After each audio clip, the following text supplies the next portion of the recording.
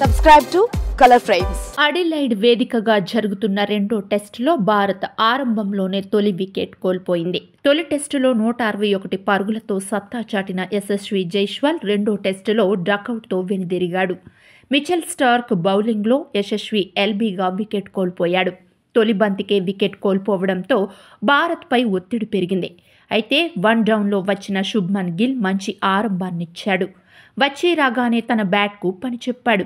ఆరంభంలోనే 2 ఫోర్లు కొట్టి ధైర్యాన్నిచ్చాడు. గిల్ ఏమాత్రం తడబడకుండా ఆసీస్ బౌలర్లను ఎదుర్కొంటున్నాడు. వరుస బౌండరీలతో స్కోర్ బోర్డును పరుగులు పెట్టిస్తున్నాడు. మరో ఎండ్లో రాహుల్ తన క్లాస్ ఆటతో నెమ్మదిగా ఇన్నింగ్స్ ప్రారంభించాడు. 18 బంతుల వరకు ఒక్క పరుగు చేయని రాహుల్ డకౌట్తో వెనుదిరిగే సందర్భం ఎదురైంది.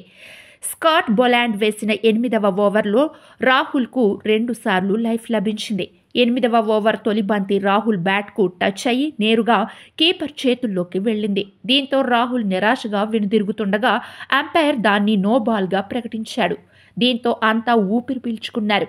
అయితే అదే ఓవర్లో రాహుల్కి మరో లైఫ్ దొరికింది. స్కాట్ వేసిన మరో బంతి రాహుల్ బ్యాట్కు టచ్ అయ్యి స్లిప్లోకి వెళ్ళింది. దీంతో ఆ బంతిని అలెక్స్ క్యారీ అందుకోలేకపోయాడు. అది కాస్త మిస్ అవ్వడంతో టీమిండియాకు మరోసారి లైఫ్ దక్కింది.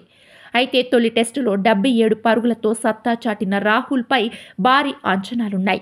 జైస్వాల్ త్వరగా అవుట్ అవ్వడంతో ఇప్పుడు గిల్, రాహుల్ కలిసి టీమిండియా ఘనమైన ఆరంభం ఇవ్వాల్సి ఉంది. కాగా గాయం కారణంగా జోష్ హాజల్వుడ్ ఈ మ్యాచ్ నుంచి తప్పుకోగా అతడి స్థానంలో స్కాట్ బోలాండ్ను తీసుకున్నారు. స్కాట్ బోలాండ్ అద్భుతంగా బౌలింగ్ చేస్తున్నాడు. వీడియో మీకు నచ్చినట్లయితే ప్లీజ్ లైక్ చేయండి, షేర్ చేయండి, కామెంట్ చేయండి.